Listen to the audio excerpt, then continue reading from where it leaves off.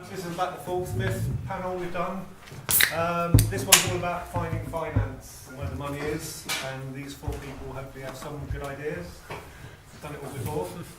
On the panel we've got Jez Vernon, again, backed by popular demand. And we've got Alexander Boyd, Dan Milner, and Neil Thompson again by popular demand. I'm going to get them to introduce themselves. We have a big demand. Not yet. Next week. You will be next. So can I get Neil, first of all, can you give us a quick bio, positive history of your film career today?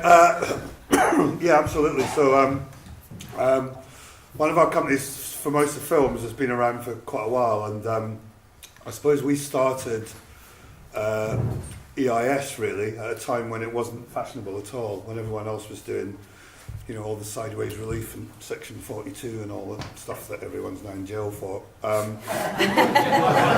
Quite rightly too, in my opinion, ripping off the tax system, disgusting. So we did a couple of movies, and also were involved in financing a couple of other things. So we raised about sort of 5 million, something like that, through EIS. And at that time it was quite, I'm not saying it was easy to do, but it was possible to do. And it's much harder to do that now for all sorts of reasons. And obviously there's SEIS now, which we kind of use for development. But, you know, back in those days when the DVD sales were reasonably healthy, which I'm sure Jez will allude to, because he knows all that shit inside out, you could kind of, you know, you could do a film for about $1 million, possibly even a bit more, and stand a good chance of making your money back, really, in the kind of secondary market, in the home entertainment You're market. answering the questions rather than giving us your bio. Sorry, I'm talking about me. Yeah. So now we mainly do kind of co-productions. We're working with Canada, we're working with Germany, and then we've upped our budget. So most of what we're getting involved with now is kind of 5 million and up, I would say. Dan? Cool. I'm new to this game. My background is in theatre, and about 4 years ago I came to film through starting a company with a couple of women in LA. One of them wrote her first feature, and really over there they raised the money for us to make it in 2014, and it's just being released across America on October the 20th. So I was an executive producer on that film, and I came back to London. Alexandra was an old friend of mine who was at a kind of similar stage of first feature, had the script, and I joined with her to make Widow's Walk, which we're in post-production with now. So I have two experiences of film only at this stage, one as an EP and one as a producer, and the one as a producer in this country, so that pertains to raising money and working within the kind of constraints of the UK industry. So that's where I'm at. And we met because we went to drama school 30 years ago. And both of us were kind of, I guess, reinventing our careers at a similar time. Alexandra in the direction of writer-director, and me as a film producer. That's where we're at. I started my career in the industry as a dancer at the age of 16, 17, 18, and I didn't want to do that. It was too much energy spent. I wanted to be an actress, so I retrained at Drama Studio alongside Dan. And personal circumstances took me to the United States, where I ended up in Los Angeles for 10 years. So I had quite a successful acting career there, doing lots of commercial acting, voiceovers, and sort of small parts in big movies. And then I came back here about 11 years ago with no idea other than I just was homesick. I wanted to be back here, and I acted a bit. I did Coronation Street and some fun, really fun things when I came back. And then somebody asked me to direct a short film. And that was it, really. I was like, this is good. I know about this. And then I realised how much I didn't know. But I really did feel like I was just driving on the other side of the road, that I had been watching. I'd had a front row seat on how shots and films were put together, huge ones and very small ones. And here I was now being the person to make those decisions. And that was very exciting to me. So I was just combining everything I knew about acting and storytelling, and then started writing, because I couldn't find a low enough budget film to be my first feature film. I kept asking writers, and they were like, "You can't kill that character, it's too important." They said, "Yes, but I can't afford him." And I didn't know that because I really didn't, I was like, well, then I just have to write it myself. So I sat down and I wrote this ghost story, which, you know, has one foot in the horror genre, but is, you know, a psychological thriller. We were very clear that it had to be commercial because it was my first film, because I have other big films I want to make. And we raised the money last year, and we shot it in March, and we're about to submit to festivals. We're on that. Thank you. The sense of achievement is immense, and it's not over yet, so keep going. I'm Jez Vernon. I started off film school, and then I left film school after a brief stint making many cafetières at Facilities House.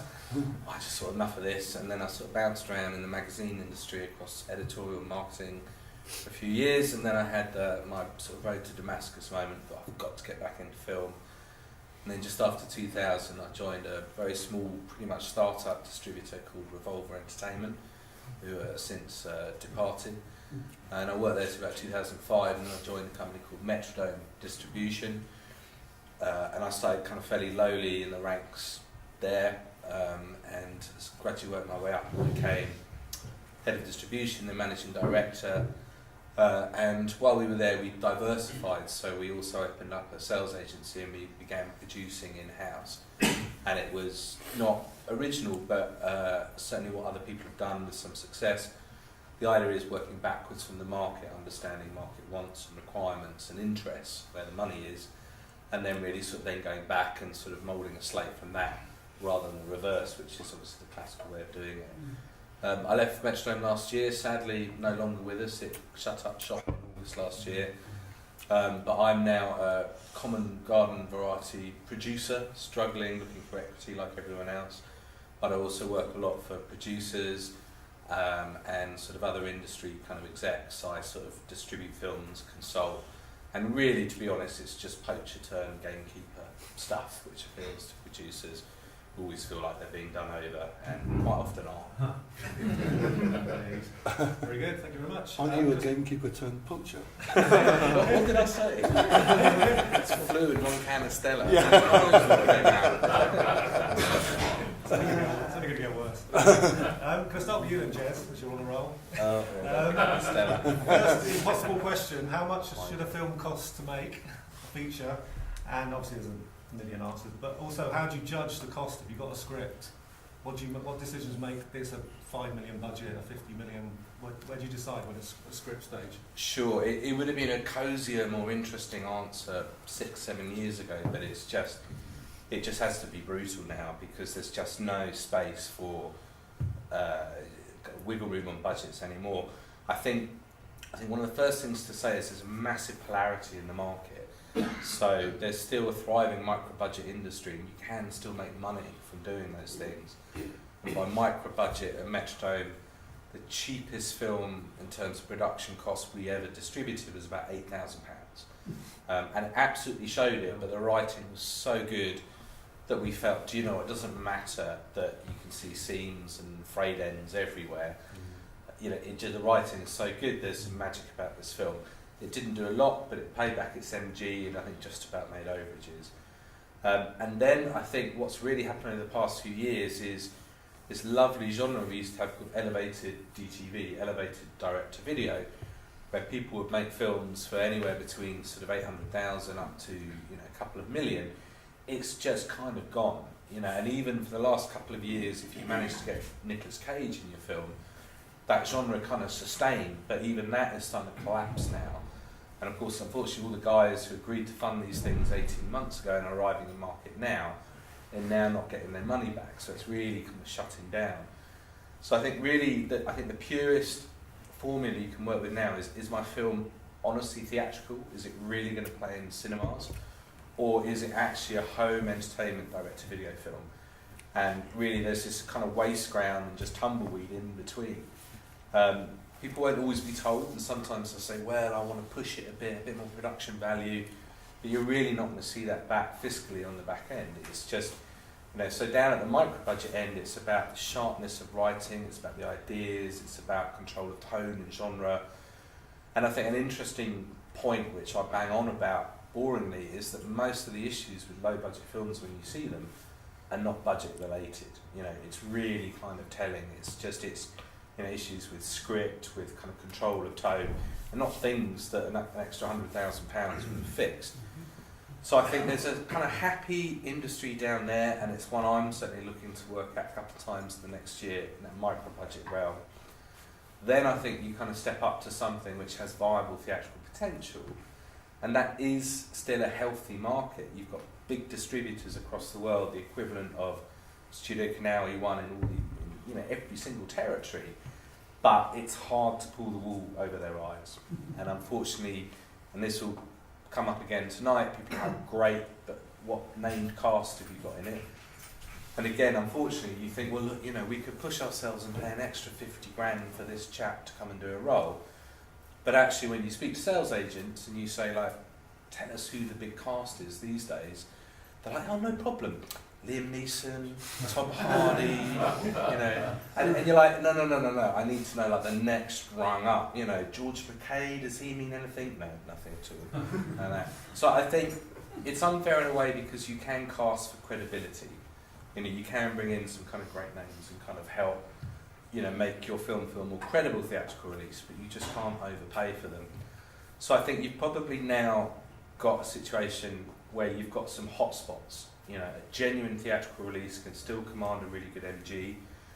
Small, passionate, spunky, micro-budget filmmaking can still get, audiences and critics lit up on home entertainment. What we've lost now are all these beautiful gradients which used to kind of exist in between. And then even at that blockbuster level, last few weeks it's seriously wobbled, especially all the Chinese money. That's harder to get hold of, and I've heard about tribulations at Sony as a result of the Emoji film, and suddenly Chinese funds which were promised are switching off. So you still have these hotspots, but you can't flex as much within them as you can. Right. Is the most concise answer I Cool. Can I ask you guys your budget? Will you admit to what you spend and why did you go that budget?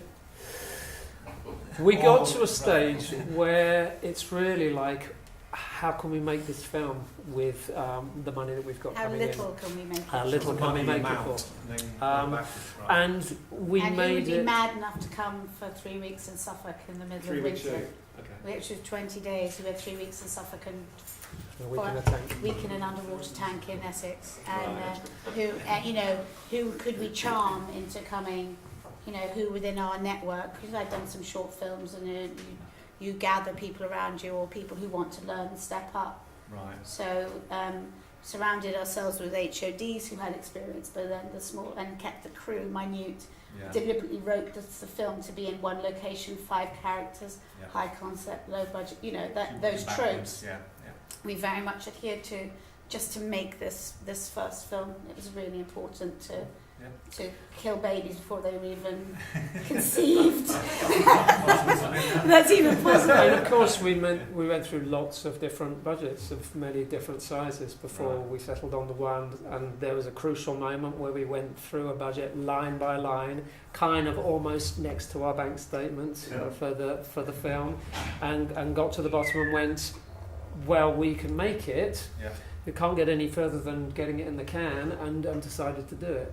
Always knowing that we were going to raise funds through Kickstarter for one portion of the film. So that's another and kind of issue. We did that too. Have you got the money for post as well and distribution? No, we haven't. You're just shooting it. But my editor and I, just working to the point where we can raise funds. We have people there waiting to give us the money when we have a full enough version of it to see. Yeah. Right. Okay, Neil, how much it cost to get you out of bed? I've just come back from Toronto, and we were having a bunch of meetings there because we're doing a Canadian project, and for the first time ever, people like finance people you talk to, if you've got pre-sales in your finance plan, they're going, take them out. Like nothing, not even 2%, nothing.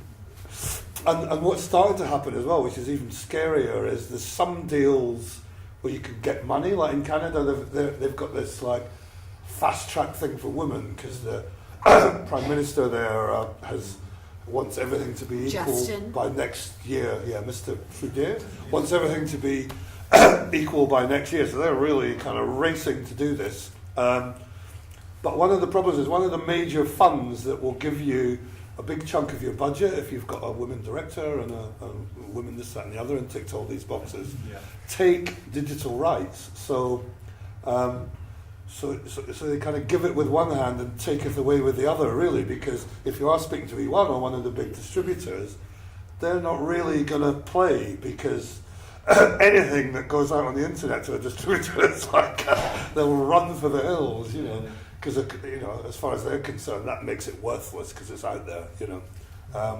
So it's quite interesting the way things are moving, like so quickly at the moment. Like Jez was alluding to, I can't keep up. It's every week something seems to happen, you know.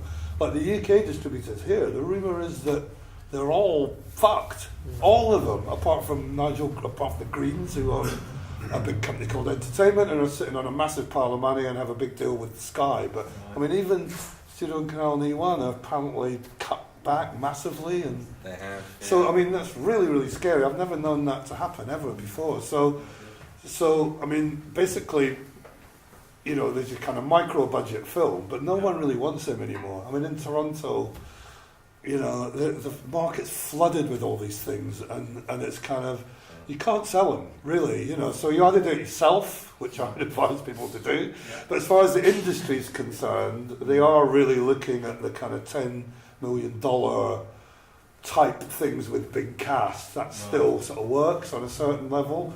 But in order to get a film like that off the ground, you need a shitload of soft money. So, you know, you really need some sort of deal with someone or a billionaire that's putting up a big chunk of it or whatever. And to answer your question properly, most of the money's going on cast. I mean, you know, to make a film hasn't really changed that much, really. It kind of goes up and down a bit, in my experience, but always flat. You know, it's always roughly about the same amount of money in any given territory to get a movie made, and the rest of it is all above the line.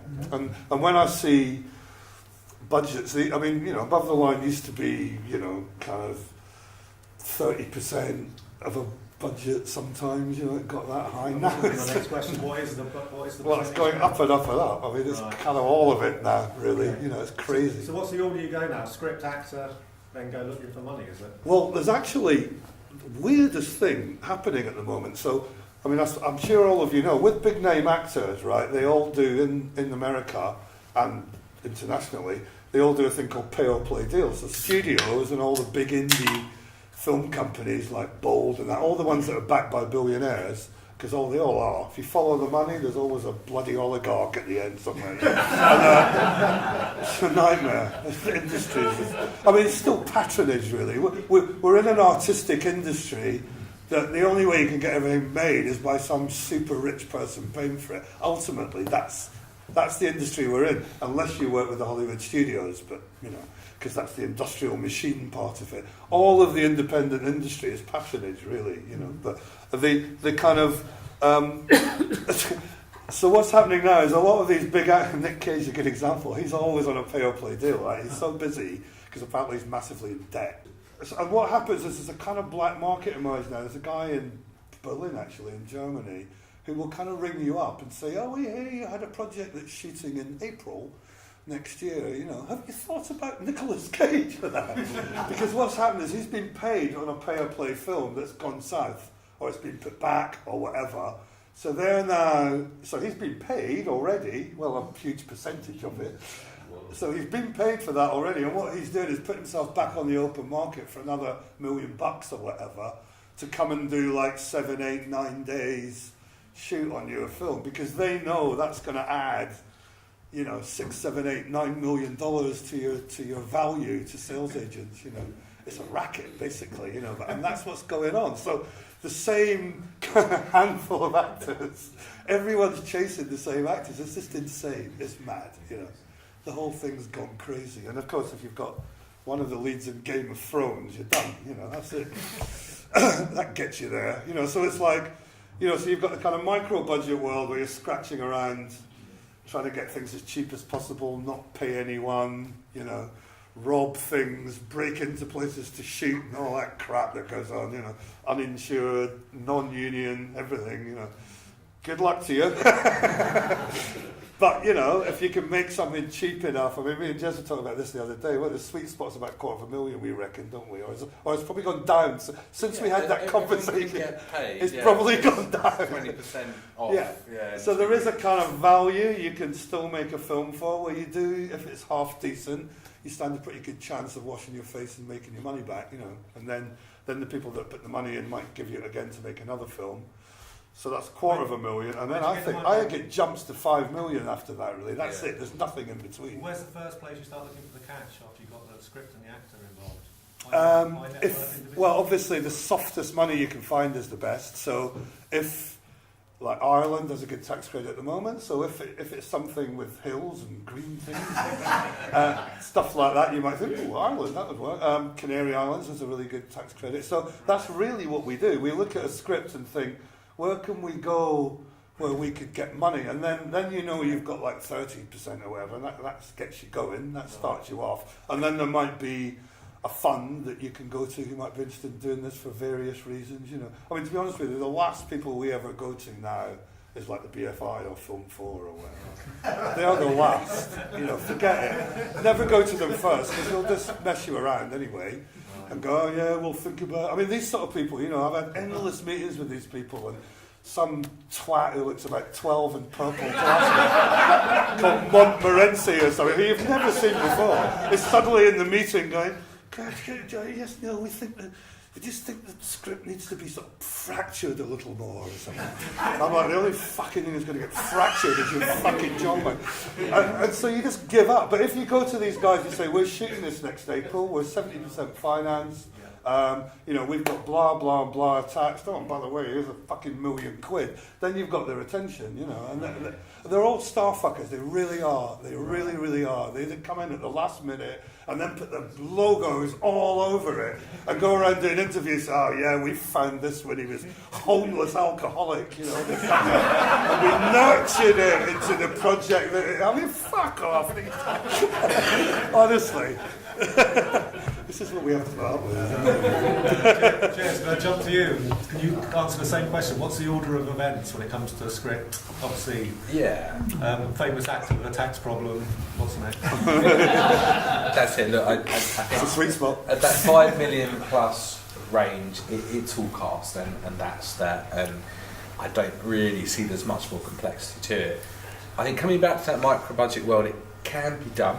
I think you have to kind of follow a recipe, and I think the challenge is to follow a recipe perfectly, but then to innovate within it, not in such a way that you're mixing bizarre flavours and the thing is inedible, but in such a way that you're actually staying within these very tight confines, but somehow doing something kind of original and interesting and new. And I think newness and freshness, you know, can still at that micro budget level get you a certain level of sales. I think as well, understand the international market. So I'll give an example. We're sort of hoping to shoot this kind of small, low-budget horror, just over 100,000 in sort of, it's probably going to be January, February next year. And I work very closely with a sales agent. It's a lady who used to work with me and who runs her own company now.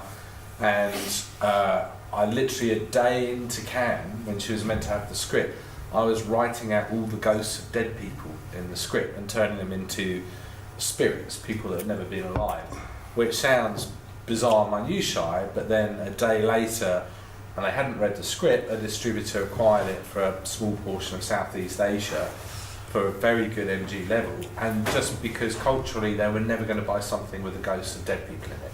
That's a massive no-no in huge areas of Asia.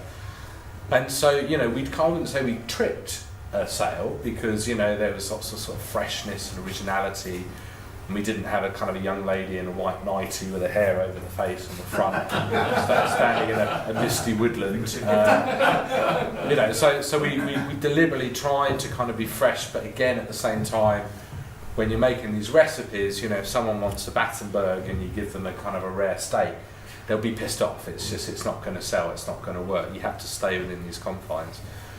So I think in that micro-budget world, you know, if you're dealing with a subject matter which is very Brit-centric, and it's about someone who's well known within Britain, it is a possibility to go and get a pre-sale, or at least a kind of a very interested local distributor, but it's tricky and it's not kind of the first go-to thing. I think really in micro-budget, which I imagine a lot of people hear it's maybe more relevant, you just have to suck it up and say, you know, organise your personal finances, how much can you live on for the let's say 2 months you'll be on the film full-time. If you've got 4 weeks full-time prep and then you've got 4 weeks shoot, you're just going to have to do all the aftercare kind of unpaid.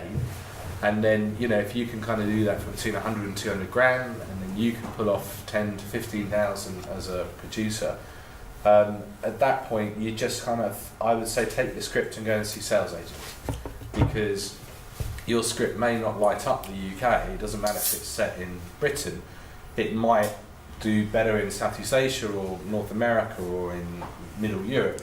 At that point, go and speak to a sales agent and make sure your script can travel. And then if it turns out that no one will pay you more than $10,000 for your horror in the UK, you may actually find there's a very decent $100,000 to $200,000 to come from international. So I think the golden underlying thing there is be really careful when you're making something which is entirely UK focused. You know, it should travel, it should translate to the rest of the world, and that is your kind of safety net below, you know, you getting a great UK deal. Right, very good. Can I ask you guys, what was the split up of your budget? Was it SEIS, crowdsourcing, credit cards? What was the percentages? We managed to avoid the credit cards. It was mostly friends and family. Yeah. Friends of mine, none of whom had invested in film before. Right. I thought it would be rather fun. Yes. At the same time you go... Now they've changed their mind. At the same time you go, you're my friend, and you do know that you may never see this money again. Yes, we understand that. Of course, we have to put that to the test down the road. But that's been interesting, is coaching people as we were learning about how to finance our own film, how to coach people who want to take advantage of SEIS, and it's hard to say to them, if you give me 10,000, when you do your taxes you'll get 5,000 taken off your tax bill, and that seems like too good to be true. Is it a scam? Yeah. Is it a no? There's there's all the information on the HMLC website. But they don't seem to go and read that, so you have to cut and paste it and print it off and explain it over and over again, even through production. And now we're on the other side of it, and we've had to go through an awful lot to get the share certificates put together, and so that they can have their SEIS certificate in their hot little hand. Right. And it just takes longer than you think. And I got an email tonight from one of my investors. Can I have my certificate? 'Cause they're all desperate to do their taxes and get what's essentially very small amounts of money back. But for them, part of the reason that they did it. So that's been the grueling part. Is actually the donkey work to get it all. But you did that yourselves rather than using an accountant? No, you have to use an accountant. So what percentage of your budget is going to legal and accountants and that side of it? Roughly. It's a good chunk of it. A good chunk, but no, I think it would be a similar amount. Whatever our budget was, they have to do the same amount of work. Yeah. So it's not the budget. It's not the percentage of the budget. It's how much an accountant costs for their hours. It's not so much you need accountants, it's that you need a proper independent company because you're dealing with share certificates. Yes. So there's only a handful of companies that have the ability to do that, who are registered to issue share certificates and tax certificates and have that relationship with HMRC. Right. And certain accountancy firms either third party them out or own them at arm's length or whatever. We use Sofa and Company, which we know do film. Oh, they're a filmist. Yeah, SOPHER, Sofa and Co. And they've been great actually. And again, not that we sort of were bleeding hearts, but they know that we're very new and that we're very low budget, and they don't take the piss. They know that they're building relationships with us, so that when we are doing bigger and greater things, they've.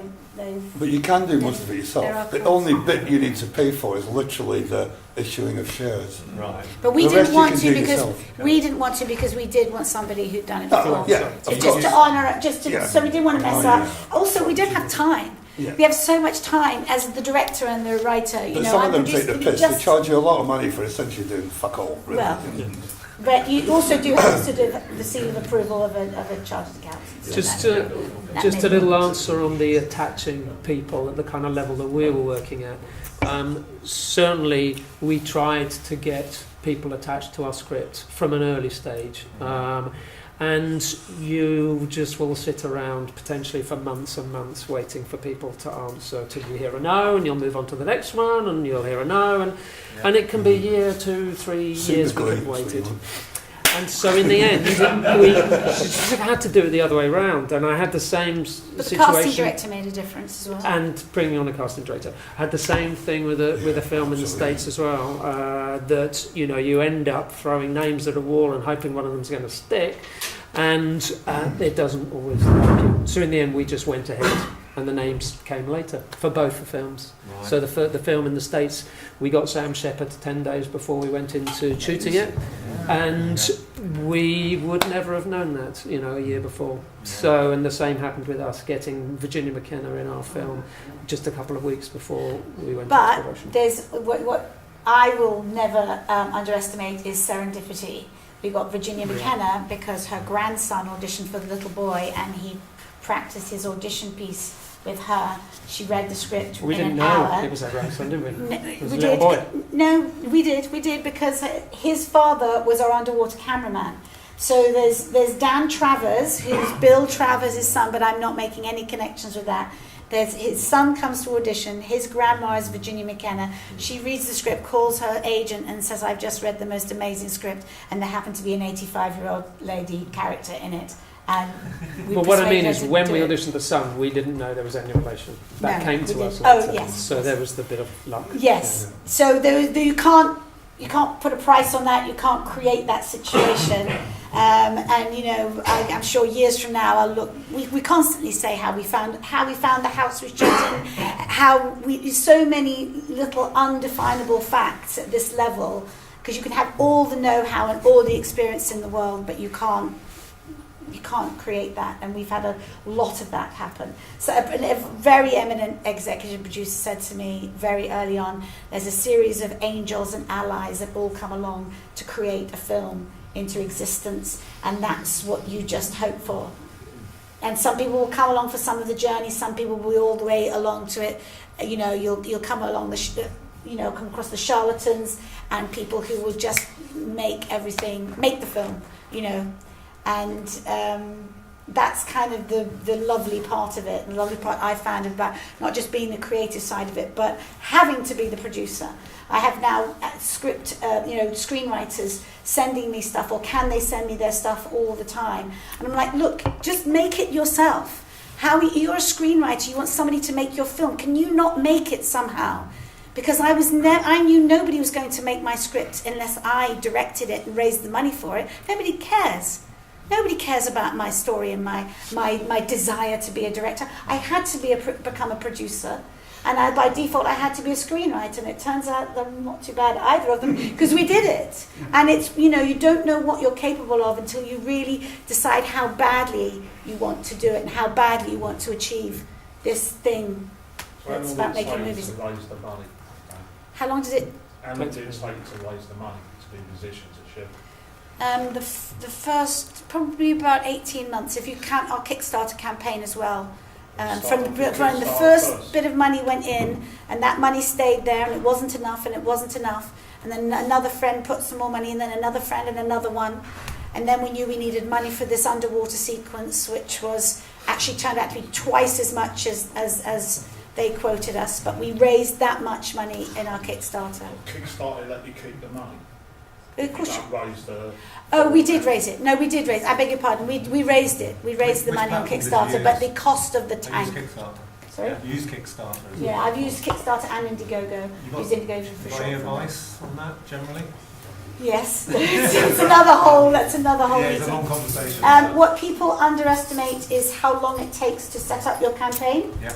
And you really need to know what you want to say and what you're asking for, and then once it launches, you bombard Facebook and Twitter and all your friends. You just guilt them into giving you money. We thought, I mean, you know, and I've had two people only be snarky about it. You get really good at saying, I'm only asking, and no hard feelings if not. And now people are part of this film. They'll all get to come to a special screening we're going to create for them. And, you know, but it's hard work. It's 24/7, non-stop. And I've heard some people say it's better to go and work in McDonald's at night and for the hourly rate you end up getting from it. But it's not about that, is it? It's about raising, and also raising a great deal of awareness, because we don't have a sales agent, we don't have a PR company. Yeah. It's making this sort of little buzz and little family, and everyone's saying I contributed, 10 quid to her film. Did you have a big social audience? So it's also Yes, giving you an a audience little bit. Yeah. for your film Yeah. when it comes out. Yeah.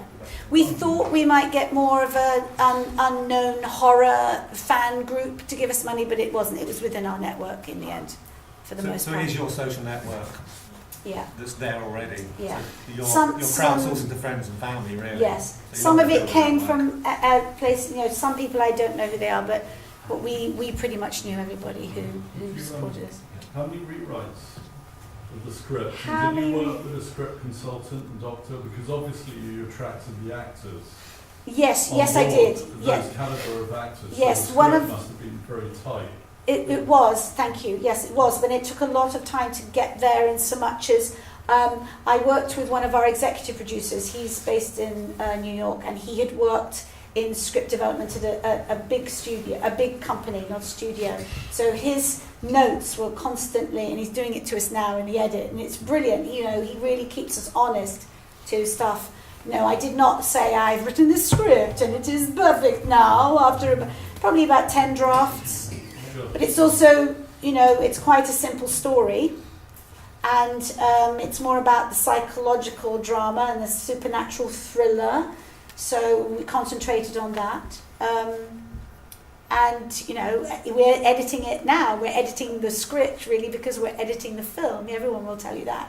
So there's stuff that's going or being moved around miraculously. It's, it's a process. But all the time I was writing, I had in my mind, how much is this going to cost us? Because I knew it was more important to raise the money and make it than have some magnum, some opus of a film as my first film. It's my first film. Okay, Jez, come on. Yeah, and I realise I might kick back in on public bodies and public funding. Yeah, I think there are many wonderful, talented people that work in those places, and I know many of them. I'm hearing a however.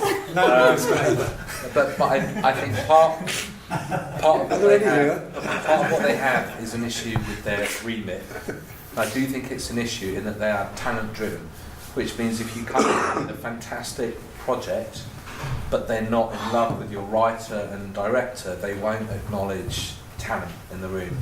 And I think the difficulty is as a producer, I'm like, bloody hell, they're the good guys. They pull it all together and they negotiate all the different kind of warring factions and creative kind of frictions and pull them all together. But I think the BFI, Creative England, Film Agency Wales, Creative Scotland, they'll say, who's the writer, who's the director, and they don't see producers as talent. BFI does do a small bursary scheme called the Vision Awards, which is infrequent, and it's a small degree of overhead and development money for a chosen few. But what's difficult is it's a racket. It's a racket, Jess. Come on, it's all their mates, and it's all this coming of age shit. They hate genre films. They're actually people who don't watch films, and they think Hollywood is bollocks. They think commercial films are beneath them. Come on, they're a joke. They're like television executives that never watch TV. Yeah. Look down on anything that has a big viewing audience. Through my facade of just trying to be friend deliverer. And thank you for that. Yeah, listen, I'll just sit here and just go, But it is tough because I think sometimes you're all thinking it. I just say it. Substandard projects get produced because that soft money organisation really likes talent behind it. And I've seen great projects go in, and if they feel indifferent about the talent, they don't go through, and it's a real problem. And I think the other issue is that I think the BFI, last time I checked in, it's just their phrase was we celebrate difference, you know, or Diversity. or specialism. And you've got to be diverse while you're different and special as well. And it's difficult because you know you get films stuck between where they feel slightly more too commercial than something they would fund, but not commercial enough that the P&L will stand up in the commercial marketplace with equity funders and financiers. So it is far from perfect. But however, I think that the burden they're lobbied with is this thing of cultivating talent. And as a producer, I just feel like a director can make a shit film and then make a good film. And often it's about the collaborators around them and the script behind it. You know, film is collaborative by its nature. And a lot of the world's most famous auteurs are finding it really bloody hard to get funded at the moment. You know. So they just give it all to Jonathan Glazer. Great, you know, like this up-and-coming talent that really needs help to get his film I'm not made. going to defend that. So three quarters of our budget for that year goes to Jonathan Glazer because he's got Scarlett Johansson basically. As soon as he got Scarlett Johansson, they're in there like a fucking train. I saw 2 million. Oh, we'll get to Scarlett Johansson, right? I saw 2 million on that screen. I don't know where the other 8 million is. Yeah. You know, one of the most mollycoddled directors there's ever been. I used to work in commercials. He was spoilt then, you know. Yeah, let's give him the money. He really needs it. His fucking family are rich anyway. I ain't defending. There's no opposing voice. I'm like, that what he said. Pub conversation. Get Ken Loach to run it. He'll fucking sort it out. Can I go the other end then? High net worth individuals. Start with. Yes. Rich people. The old joke. What's the quickest way to be a millionaire, be a billionaire and get into the film industry? Yeah. How do you offer them something? Well, what do you offer a high net worth individual apart from, you know? Yeah, I mean, I'm kind of honest with them. I sort of say to them, look, you'd be insane to do this. You know, you're going to lose money. Films never make money. So really, they have to insist on doing it in the first place, and some of them do. And generally, the sort of people I find who are up for it tend to be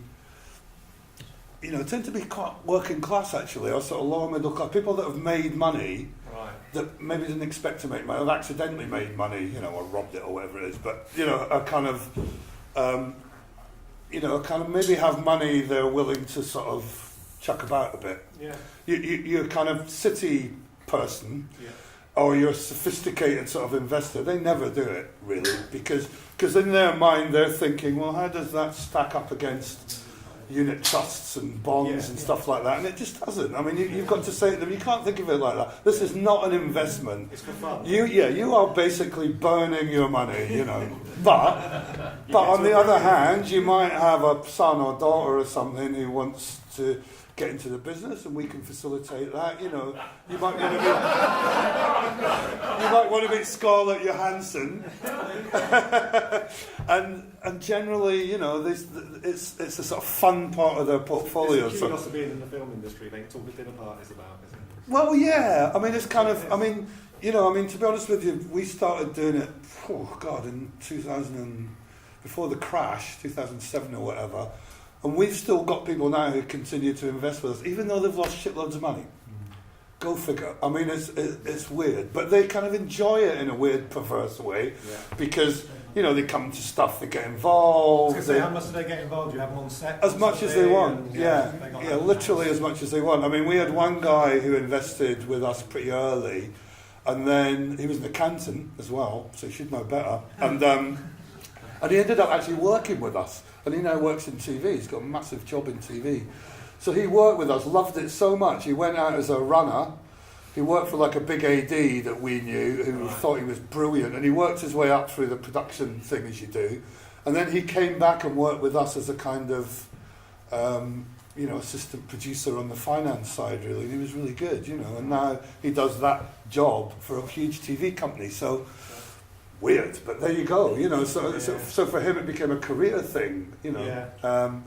And he also, him and some of his associates as well, also financed some of our development early on before SEIS existed. You know, I mean, there's two great things with SEIS. You can kind of you can raise 150k, and the tax breaks are really good, as you're alluding to. So for a certain kind of person who has got money to lose, and believe me, there are still people out there like that. Not many, there's probably 3, but if you can find one of them, you can raise 150 grand. If you've got like a budget of 200 and something, and you shoot it all in the UK, you're going to get, 40, 50 grand of tax credit sort of thing. So, scratching a little bit way above that, and maybe having, an uncle who's a dentist who's died or something and left you some money, then, if you can get to that sort of sweet $250,000 spot, it's a way of making your own film without having anyone else, without having to go to Purple Glasses, Montmorency, Wanker, or any of these people. But you can, because, that's what I'm saying. Once you're in that position where you've got that, and that, and with the whole casting thing, if you've got money, you can get cast, trust me. There's a low budget equity fund. You can pay them next to nothing. It's all union agreed. It's agreed with equity. You go to all the top agents and you'll get some big names. I mean, actors out there are desperate to work. They don't work, most of them. They're desperate. And what will also happen is whatever actor you get, just like our fine friends here, when you come to shoot, they'll leave because they get offered something else. And so will all your top crew, like your DOP and your production designer. But it doesn't matter, because once the boulder's rolling down the hill and you're making a film and you're financed and you're a go project, you just replace them with other people. It's not a problem, And sometimes, like they're alluding to, you can land a massive piece of cast at the last minute. I mean, we've done it too, Right at the last minute when you're not expecting it, something happens or falls down or something, and they're available and they like your project and they do it. So, the main thing is not to worry about all that stuff. It's just, the main thing is raise the money, but I mean, we use SEIS money for development, which also works brilliantly. So, we can raise 150k. We will put like 3 projects into that, so it works out about 50 grand each. And for that money, because you can't raise that money anywhere else now at all. I mean, the BFI has a fund, but my film Ford develops films allegedly. I've never met anyone who's had any developed by them, And so that way you can really package something really well. I mean, that's quite a lot of money. You can do a sizzle reel, you can get all your marketing stuff done, you can get a script doctor in, you can really get, you can get a casting director, a really top casting director, and you can get your package to a level where you can go out to the really big sales agents, the really big financiers, with a nice sort of finance plan, and that's another way to jump to that other level, I mean, obviously you need someone famous, so you can't get away with it with a first-time director, first-time producer, first-time everything, but if you're a producer, then you go and get a famous director. If you're a director, go and get a famous producer. You know what I mean? You just need to balance it up right so it's a compelling-looking package. And that is the way we all make movies now, honestly. That's what we all do, isn't it? With the SEIS, it's the seed enterprise investment scheme. Several funds around like Goldfinch and Goldfinch, yeah. Silver Levine and those guys. And Silver Levine are accountants, yeah. They get all their clients, and those clients very often don't know they're being invested in film. Yeah. You were mentioning that you raise money through. I do it myself. I mean, So Goldfinch basically allegedly go and raise money from people and charge exorbitant fees. I mean, they're all living off that. So they've got a fancy office, God knows how many staff, fresh flowers, the thing that puts me right off. If I go to a lawyer's office and they get fresh flowers, I'd turn around and fucking walk out. I'm not paying for your fucking flowers, mate. I want a shabby shithole, where you fall over a smackhead going in the door. Brilliant, You're my man, let's work together, great. But my question is, with those funds, what do they look? They're ripping you off, forget them all. They're shafting you, trust me, I mean, if you're desperate, go to them, fine, and if you've got a project that you can't get made anywhere else, then go to them. But, they're taking a massive chunk of your money for doing nothing, for sitting there in a fancy office with fresh flowers, really? I mean, what are they bringing to the table? Money, I can raise money myself, I don't need your money, piss off. I mean, all they're doing is an SEIS that you can do yourself. I mean, just do you do get money. IFAs or individuals? How do you do it? Yeah, it's shoe leather. I mean, as these guys will attest to, we- you start off with whoever, and then that leads to other people, and it's just really seriously hard work. But once you find one, they will quite often bring a couple of others on. You only need 4 for an SEIS. We did an evening, like a investment evening for IFAs, and through an accountant friend, she invited her network, and they were all terribly interested, but not one of them spoke to their clients about us, because again, there's this funny unicorn thing about investing in film and getting half of it back. It sort of just doesn't fit with accountants' brain. Although one of our investors is an accountant, but I think there's not one way to do it, but I also think that in the end I don't know how. IFAs are scared now because the law used to be that IFAs could take commission, so they would quite happily kind of take stuff out just for a little bit of fun and a little bit of money. Yes. Because of the new rules now, they are so scared to get involved because their jobs, their careers on the line, really. They're not allowed to recommend stuff like that might go pear-shaped, and they're not allowed to take commission anymore, so they have to charge their clients more money. So the IFA route is really not the way to go. To my mind, I also raise money for our tech company. I also do film producing now as well. But yeah, actually, the accountant will actually tell you, we can't give you any advice. We can't tell you who to go and see. So yeah, the route is, it is friends and family. It is actually how you ripple it out from that. So the accountant can give you the basin that you can then take to a potential investor and say, look, we've got a properly structured business plan in place. It's all SEIS, HMRC approved, and otherwise it's all level, it's kosher, it's right. And that's the stamp that the accountant can give your activity. But certainly they can't give you their Rolodex of you should go and see. I think as well, there are companies and their whole business is having guys on the phones 24/7 speaking to leads, and they will buy in leads, and it's quite a high cost to raise. I've got no idea how much money actually finds its way into the film, because these guys are commission based, and there's a lot of them in a room, and there are blackboards at the end of the room, and it's not Wolf of Wall Street stuff by any means, but I mean basically instead of hitting up multi-millionaires with vineyards in France, you're hitting up Mr. and Mrs. X who have a little bit more money than they expected. And sometimes in a sense, and I say this metaphorically, they're almost selling a red letter day as opposed to a genuine portfolio investment. They're saying, come and see a preview of this film before anyone else does. We'll buy you dinner at Soho House, the private members club in London.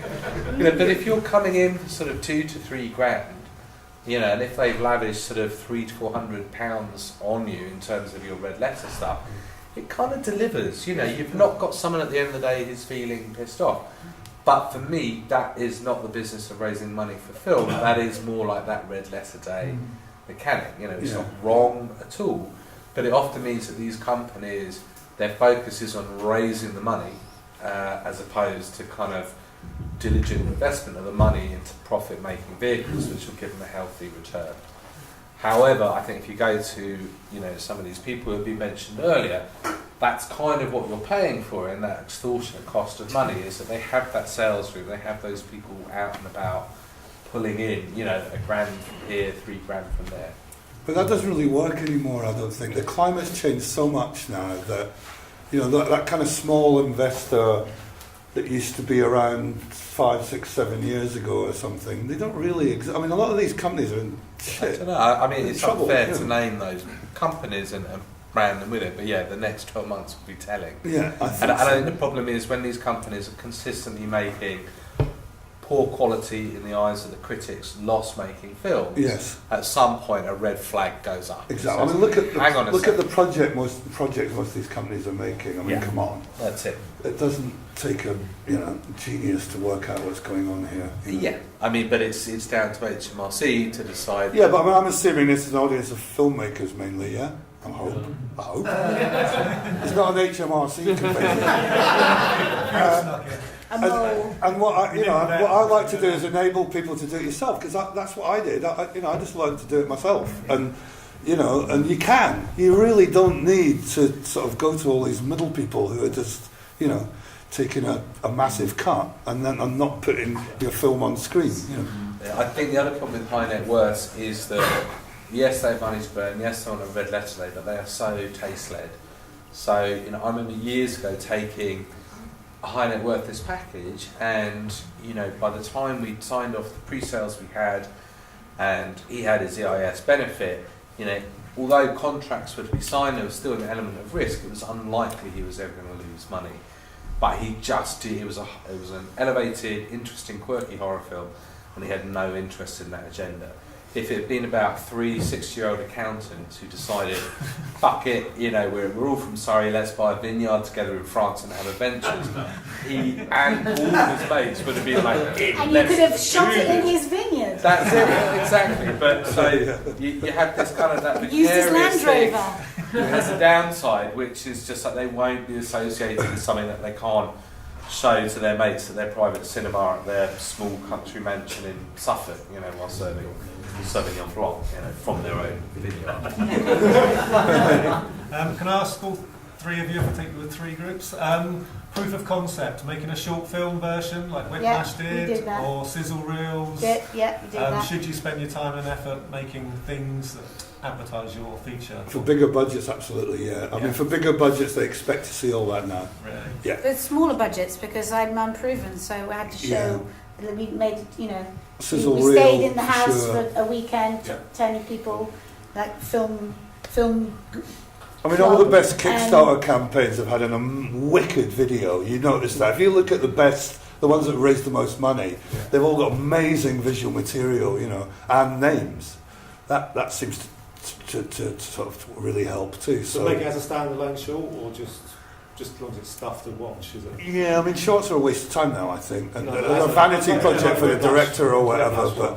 But yeah, if your strategy is to make a kind of self-contained short that is going to sell a massive feature project, then that can work. I mean, what's his name? Vincent Regan did that, didn't he, for his Macbeth project? Yeah. I mean, he did a brilliant short. I mean, he got all his mates in it, so it's star-studded, Yeah. and he got all the best DPs and everything. It looks absolutely amazing. But they raised like 250 grand or something, didn't they, Jez, on their Kickstarter? So it was like, so they were well off and running, you know. That's what they did with Saw, isn't it? You know, Yeah. the Saw franchise started by them sending an excerpt of what would be, and I think it was about 12 to 15 minutes, which is, you know, quite a but it's short, isn't it? Yeah. And I mean, you know, no one needs to consider how much that franchise has now made. But when it started off as the 2 guys, I can't remember their names, but the 2 guys that But and a brilliant script. I mean, let's not forget, you need a brilliant script. walked in with that, and yeah, wow. I think though this is not just ticking a box.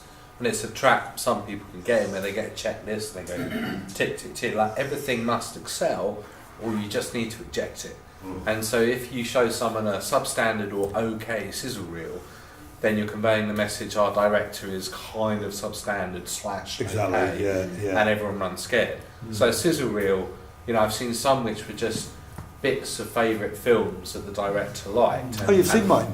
And I was like, you need to bury this. This is not going to take you anywhere. But I think in a sizzle reel, what you would want to see as a distributor, sales agent, and you know, big figures are being discussed and grand ambitions, you need to see incredible tonal control of what they're doing. It doesn't matter if they're just rearranging their favourite quotes from Goodfellas, or if they're kind of, you know, sort of just, you know, evoking David Lynch, you know, for a new millennium. It's just tonally, you've got to be absolutely in control, and if you can't achieve that, it will work against you. You know, it becomes a negative. You know, to have something substandard or okay-ish that will weigh down everything, that will obstruct it. I also put together a director's vision, but I do a PDF version and then I print, you know, you can go online, you can make a self-publishing website, I make a book So there's a book that I put out in meetings, and it's got all of my visual references, which I actually use throughout the shoot as well. So I'll break down each character. Here she is. Here's some of the things she's doing. Here's some of the things she could be looking at. The location, my inspiration, my own experience, what Suffolk is like, because that's where the whole movie's going to be shot. The house that we're going to shoot it in, and then actually we extended it a little bit more and put some information about SEIS and all that kind of stuff. So it's this nice sort of puppy dog sale element of, you know, the 2-minute teaser that we shot and a book. And you can't argue with any of that, because it really does show what's going on in my head and actually makes my job easier. Well, mood board. I mean, It's you're a mood absolutely board, right. it's a book. A It's a director's book. vision with a mood board. Financiers all want to see that. Yeah, but it's a book. glossy. It's a glossy sort of magazine, really. Prospectus. Yeah, but what I mean is they actually all want to see a mood board now with a really well written director's vision page on it. And I think that in a way that's kind of more important than your sizzle, really, because your sizzle backs that up. Yeah. Yes. But a really good mood board with a good Yeah. director's vision. Financiers never used to read that We stuff, always but get- they all do now. Always get a positive response. Do you think that you needed all that because your Yes. finance came from friends and family? Yes. Yeah. You still Absolutely. need that Yeah. vision? Absolutely. Because to be honest with you, it makes you think about your film on that level. Yeah. So, you know, when you first ask for all this stuff, you're like, oh, God, it's annoying, you know, Yeah, yeah. I do all this. But actually it's brilliant You've because got to it articulate makes you it. completely think it through from beginning to end. Process, yeah. And then, you know, you're going to make a better film because of it, really. Yeah. So And- how did it compare then, the short version to the long version? How did they relate? Well, we shot it in exactly the same location. So the beach is there, the house is there, interiors of the house. The actress who's playing the ghost, we cast her in the film, so she's there.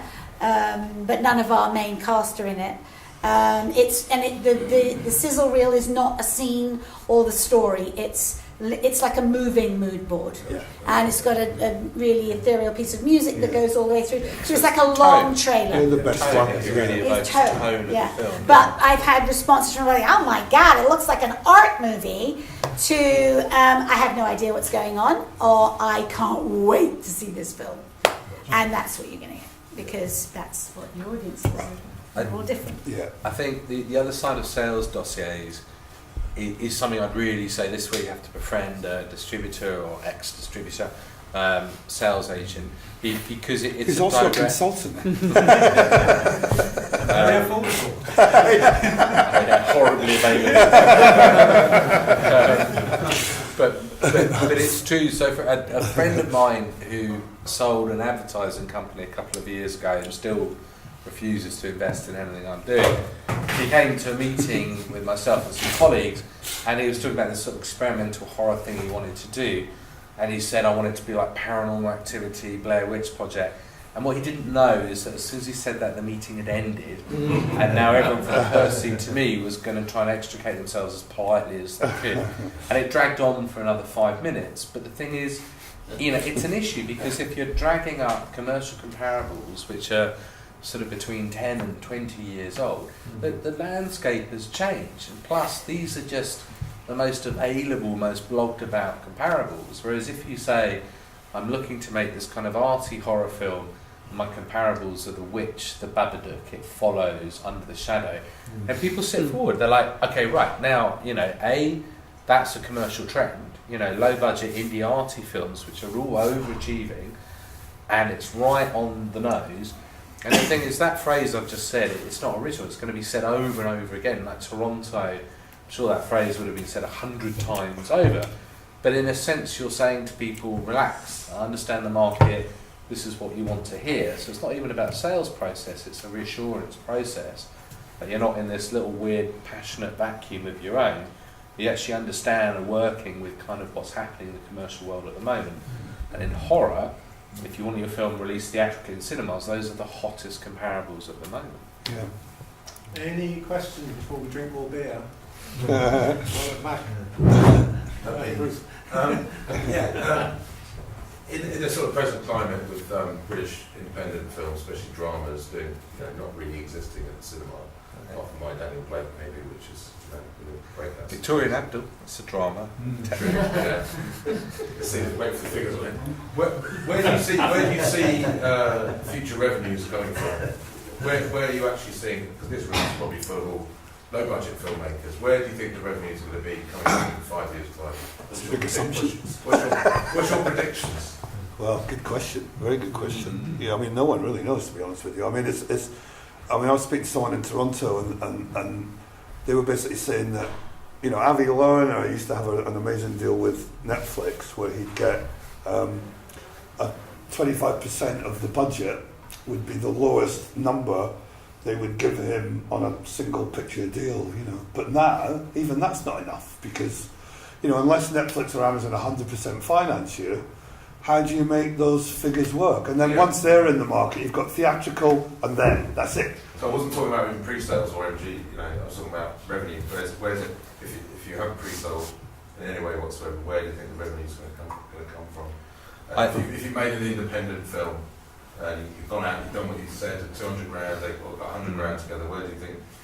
Because the model obviously doesn't really work anymore. The old well, no, you can. I mean, on the lower budget model, that's the emerging new model. You can actually do a Scandinavian Netflix deal for 50 grand. Right. You can do a TV deal, a cable TV deal somewhere in the States usually for a bit of money.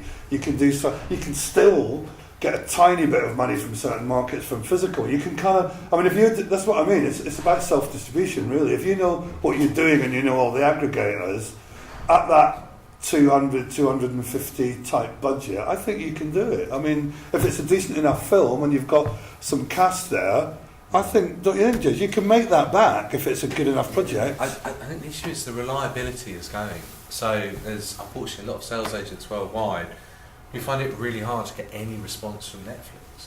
So suddenly the idea of a mechanical sales process is gone, and it becomes, I've just sold something to them internationally and I can get on the phone and they'll answer me quickly.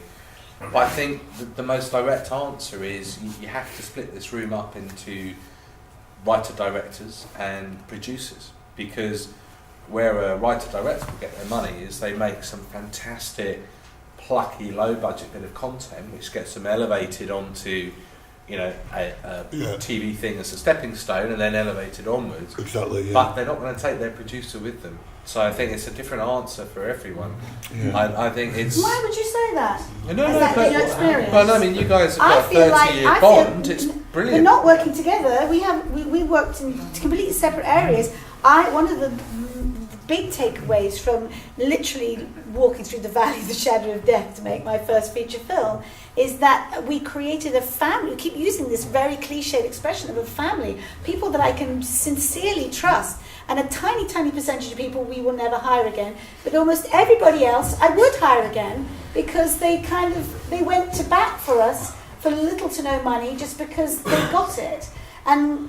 And part of that, the joy of that, is so that the next time we raise a lot more money and we really pay people properly, and we're honing our relationship as business partners.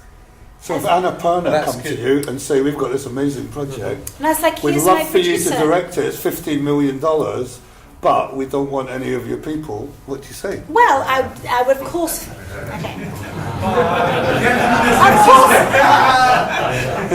We just talked about, it's not like...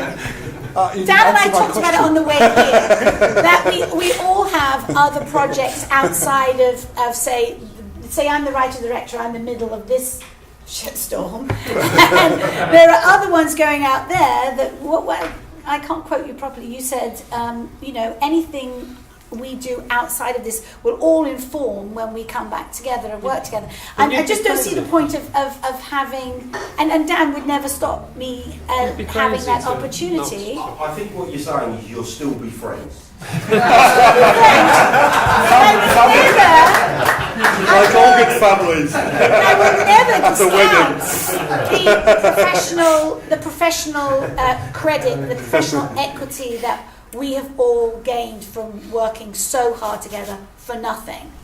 For nothing. We're barely working for expenses, because the goal is to keep exponentially expanding the business and expanding our budgets and working together to that end. If, somebody goes off and does this and then comes back around and works again, But I can't. We're already talking about the next projects we want to do. I think what Jez is alluding to, though, is there is a tradition I think it's of directors getting a break. It does well. Yeah. They do a sort of bigger project here, and then they're off to LA. That's what happens. It's a joy, always a joy. Dexter to be Fletcher. present to an exception, but it's. But I think as producers, you have to think long and hard. It's easy to get caught up in the glow of a director, but it will not necessarily be reciprocal because the business is not kind to it being reciprocal. So do you feel like you're constantly breaking in new directors, or constantly charming directors of stature to come and work on projects you want to put together? I guess that there's a degree of that, but it's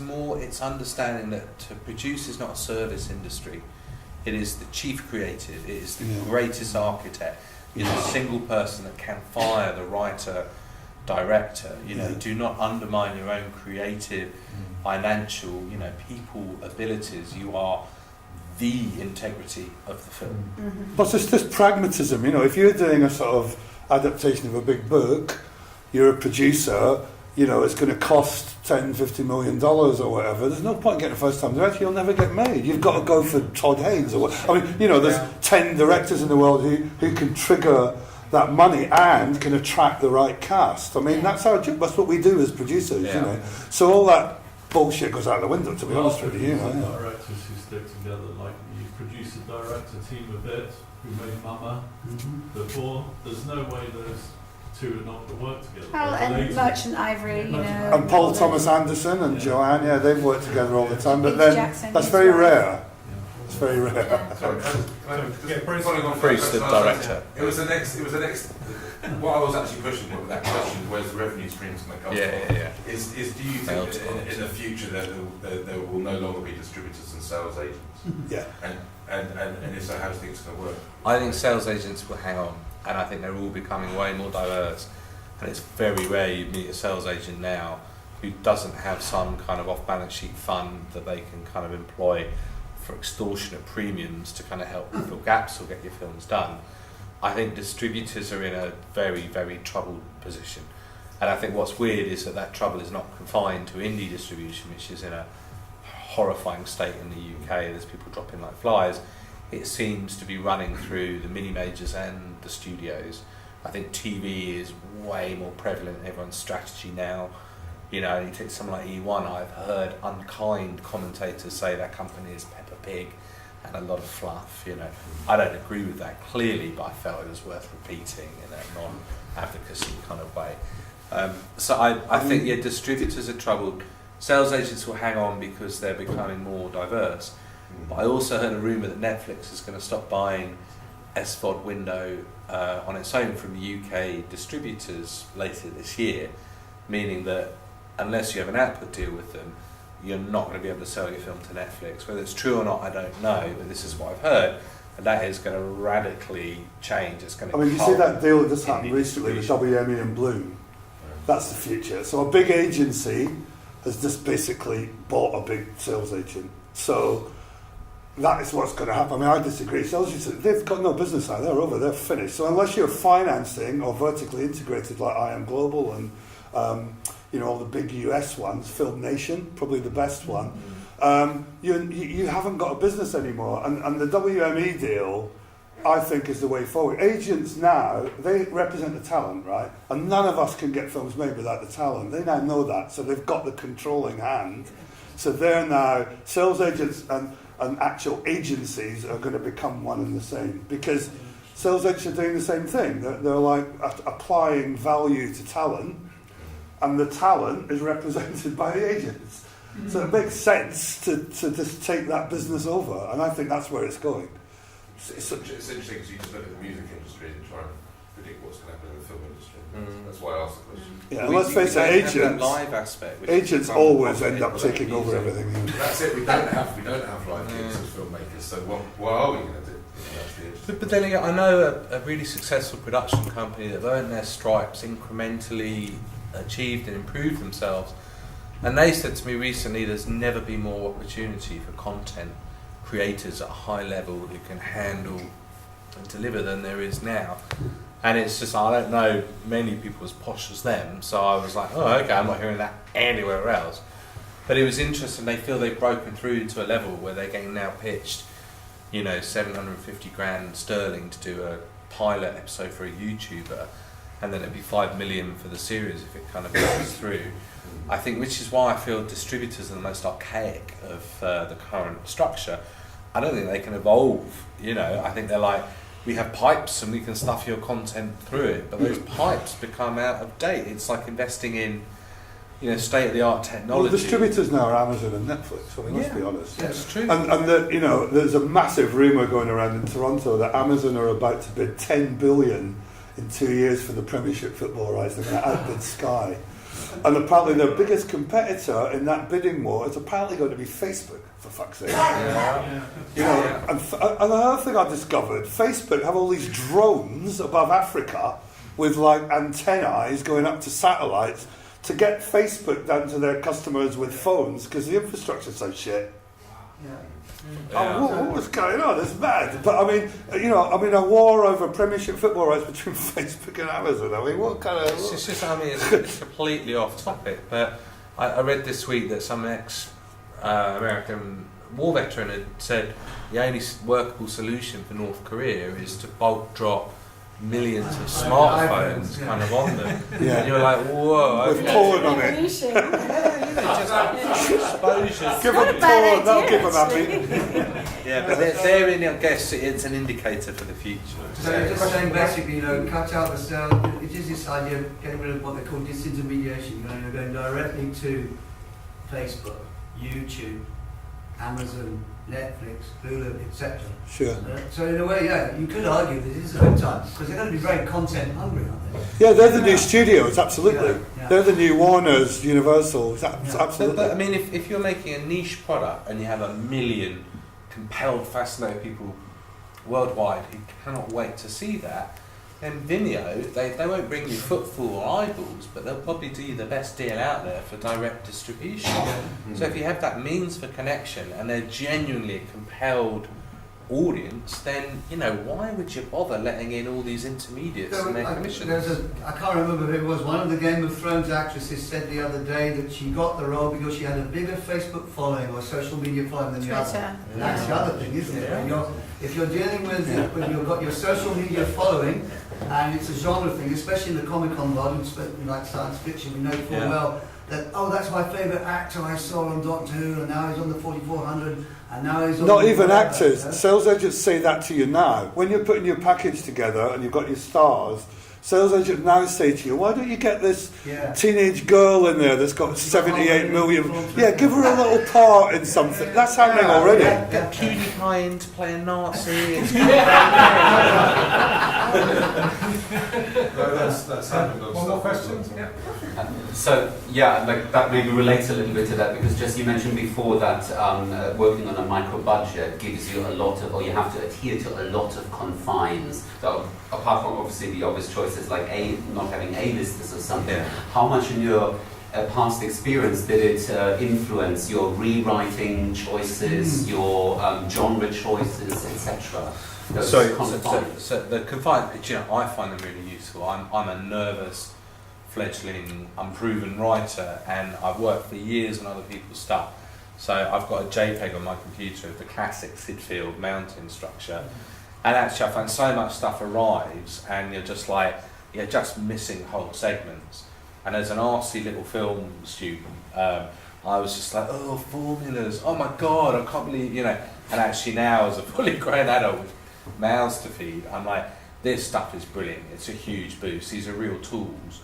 And constrictors are just fantastically useful because, again, I think it's one of these stupid, nonsensical things, and it was a great writer who said, when you're dealing in genre, you have to not change anything at all, but be utterly and wholly original, and it's one of those like, okay, what can I actually extract from that? And I think what you can extract is that, solid walls have got to remain in place, but when you hit a solid wall, that's when you have a lateral fall. And someone said to me the other day, look, I've made a small, plucky, but not brilliant film. I want to be in contention for big Hollywood films later. What's the intermediate film? And I said, that's easy. You should go off and make a really interesting, cool science fiction film set in a contemporary world But every time you hit a moment where normally Hollywood would solve it with a kind of a salvo of CGI, do something just brilliant and lateral. Because those are the directors Hollywood wants to bring into kind of Marvel and DC. They're like, the CGI we've got taken care of, we're just absolutely we need the lateral thought, that's kind of what's missing. And so I think lateral thought within these very strict genre confines, that's when the audience gets an utter thrill. As they say, zig when you expect everyone to zag. And that fuses in with the brilliant saying that the filmmaker never tells the story, the audience tells the story.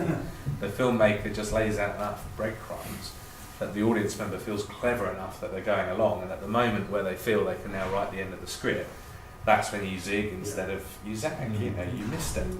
I also wrote the script and try to take out as much dialogue as possible. Yeah. So it's